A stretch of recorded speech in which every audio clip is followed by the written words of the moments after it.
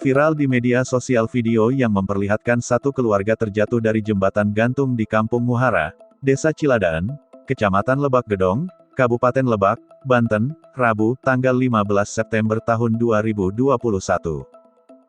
Dari video yang beredar di media sosial, tampak dua orang sudah berada di sungai persis di bawah jembatan gantung.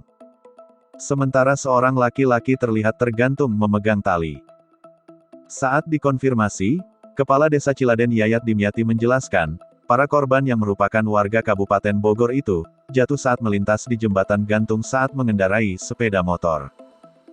Kejadian sekitar pukul 9 waktu Indonesia Barat tadi, warga Desa Cileksa, Sukajaya Bogor. Korbannya ibu dan anak jatuh ke sungai, kata Kepala Desa Ciladen Yayat Dimyati saat dihubungi Kompas, Rabu.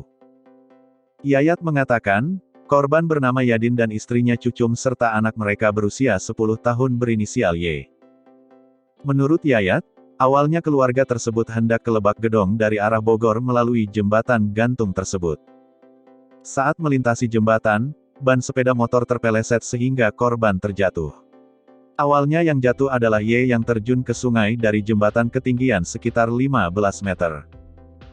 Anaknya lebih dulu jatuh ke sungai, disusul ibunya jatuh juga, sementara ayahnya tergantung memegangi papan jembatan, kata Yayat.